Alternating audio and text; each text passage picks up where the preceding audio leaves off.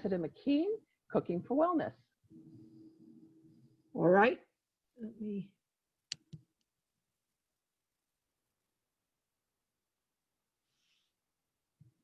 One second, let me just. Am I on? Yes, you are, and just tell me next, and I will forward your slides. Perfect, perfect. My name is Cressida McKean, and I am going to be teaching a class this fall called Cooking for Wellness. And my interest in this course really comes from my passion for food and cooking. My mother taught me many years ago to grow organic vegetables, to catch crabs and fish in our river, and we ate adventurously, Greek, Moroccan, French, Italian, based upon my mother's and father's travels.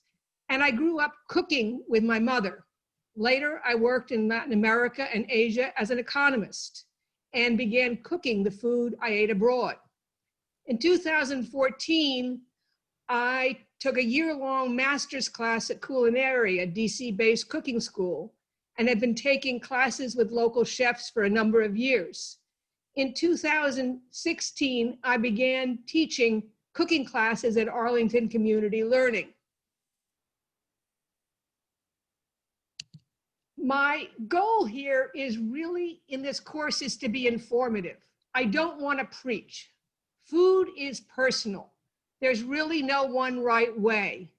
I want everyone, I mean everyone, even the novice cook who really doesn't even want to go into the kitchen, to feel comfortable cooking and to be adventurous. My background teaching seasonal cooking, food, fish and seafood, and Mediterranean food led me to develop this class on cooking to combat inflammation. I've taught this class, Cooking to Combat Inflammation, as a 2-day cooking course many times since 2016 for Arlington Community Learning. And I'm still learning from them, the students I teach. But to be clear, I'm not a nutritionist. I've built up my knowledge from my research, from my cooking, and a continuing education course in nutrition. But when I dove into the cookbooks focused on inflammation, I realized that many were missing a key element, which was a focus on flavor. So my goal became to develop approaches to cook for both wellness and flavor. Next. Could I have the next slide?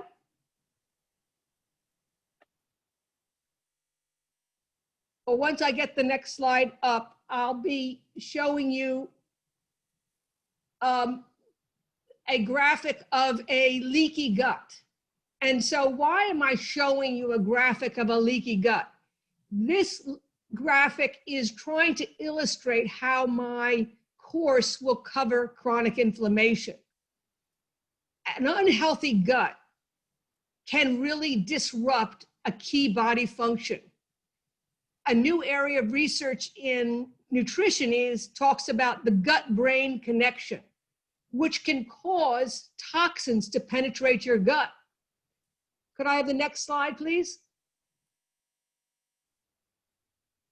And the reason that this is important is because what you eat really determines what you eat either contributes or prevents chronic inflammation.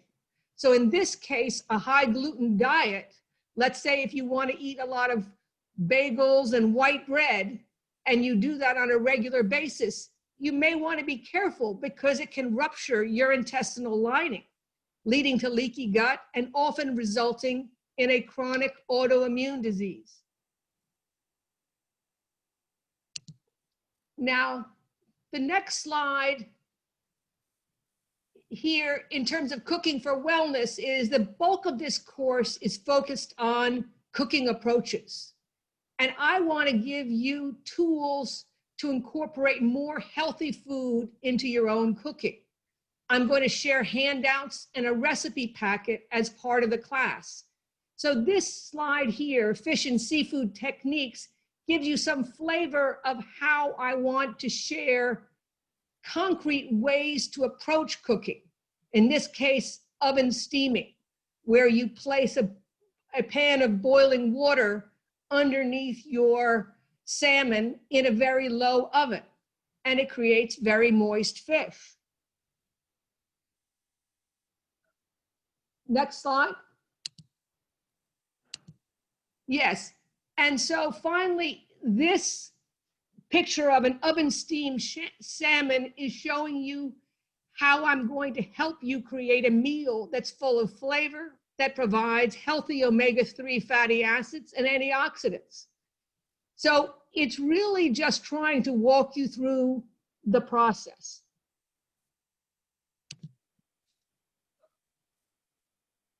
Okay, next.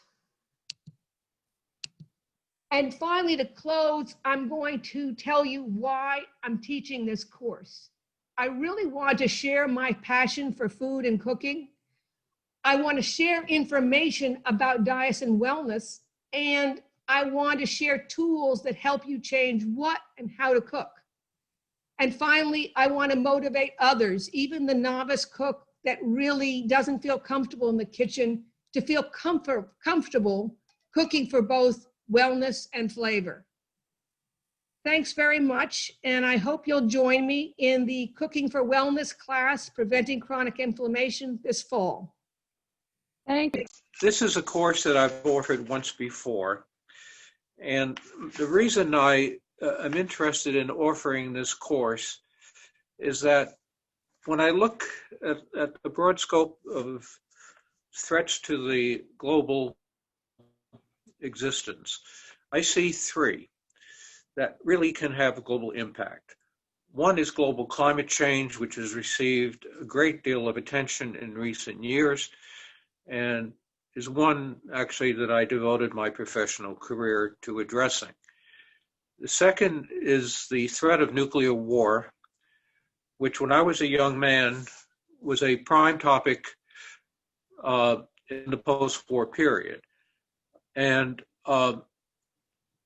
my concern is that we are not paying enough attention today to an issue that can have global impacts. And that is the motivation for offering this discussion. There is a third global threat that I see that is fairly recent in coming to people's attention, and that is genetic manipulation. And that's a topic for an entirely separate discussion. But the one that I want to focus on is the question of nuclear weapons and the threat they present to the global environment and actually people and all life forms on our planet. The course will be offered over a 6-week period, starting in early October, extending to mid-November. It reflects the fact that on July 16th, 1945, a little over 75 years ago, the world, in my opinion, changed in a permanent way when we tested the first nuclear weapon ever devised in the history of the world. Until that test, the world did not know whether nature would allow us to release the energy tied up in the nucleus of materials. And that test, early in the morning on July 16th, has, in my opinion, changed the world. The test led 4 weeks later, to the dropping of 2 atomic bombs on cities in Japan and ended World War II. The course itself will begin with a brief discussion of the basic physics behind these weapons, which is fairly simple to understand.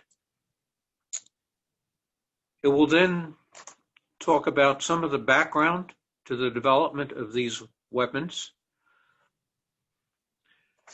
the project during World War II called the Manhattan Project to develop the bomb, The decision to drop the bomb, which is one of those eternal questions that people will be devoting time to discussing probably throughout history. I will talk about why these are different kinds of weapons because of their massive destructive effects, the evolution from atomic bombs to hydrogen bombs, and then the real challenge is the control of these weapons after World War II. The evolution of these weapons from the Hiroshima and Nagasaki weapons. Okay.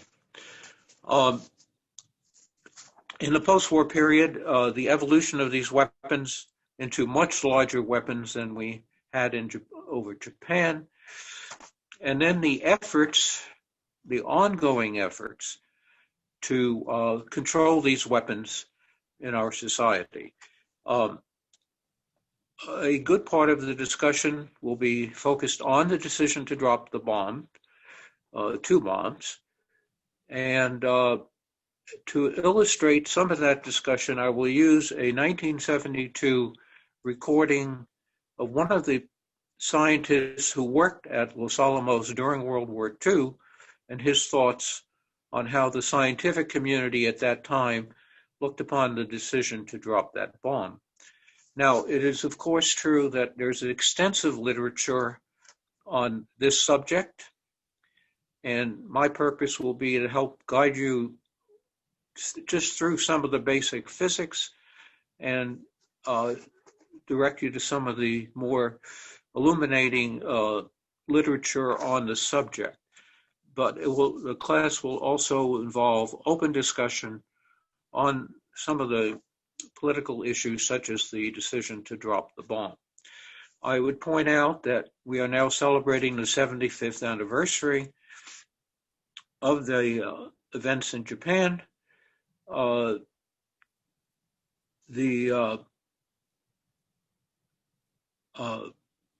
will be many handouts digitally throughout the course to reflect some of the broad literature.